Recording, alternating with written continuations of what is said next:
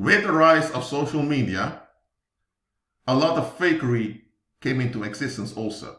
Now, there was fakery before social media, don't get me wrong. But with the rise of social media, more people could fake things. For example, on the image on the background, which I found on Google search, if you look at the first part of the image, you would think someone is in an airplane is about to depart. But the next two pictures reveal what's really going on. She's using a part of a toilet in front of a computer screen to fake as if she's traveling. Now, those with a little bit more discernment would have realized with the first picture already that something was off. For those that board planes regularly. But it's convincing if you don't know any better. Now let's go to this one over here. Well, this one, you can notice something is a bit off. But on the first sight, you may think, someone is somewhere in some tourist attraction.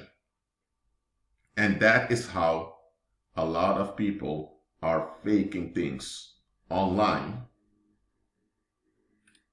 Here's another one. Yes, here you can see as if, hold on. Yes, here you can see as if she is in an airplane about to land, but again, it's a part of a toilet that's used just to fool people. Now, why am I showing these? Now, these things are relatively new with the rise of social media. Just understand that the world you live in is a pyramid scheme. And it works as a Ponzi scheme.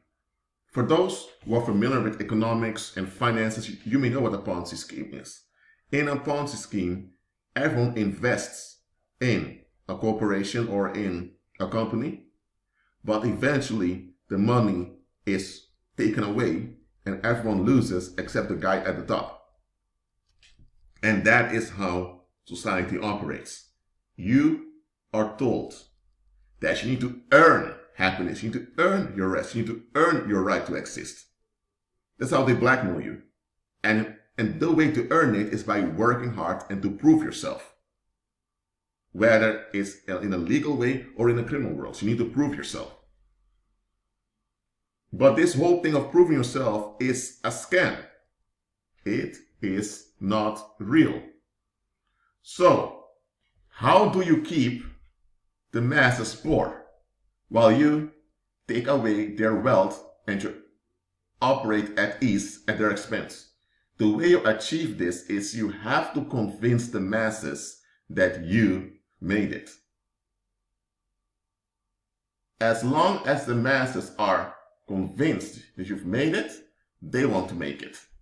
And then you can tell them how to make it, but the way you tell them that they have to make it is not real, because you haven't made it at all.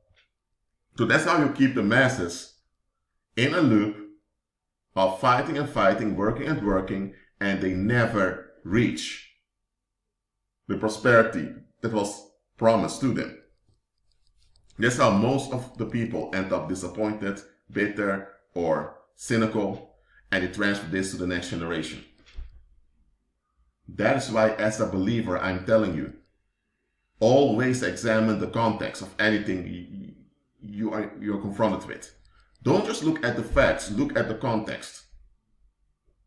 And here's another thing, believers. For you to be delivered from the fakery of this world, because it's the fakery of the world that keeps you poor, that keeps you in sickness, and that keeps you endangered. To be freed from the fakery of this world, you cannot remain close with people that are invested in this fakery. I'm telling you as it goes. Sooner or later, those people are going to undermine you and sabotage you. You don't need such people around you. If they want to get along with the figure of the world, well, they get along with the figure of the world, but then they need to deal with the plagues of the world. Which is this depression, disappointment, violence, crime, and all of that. What if you get along with the blessing? Agree with Christ.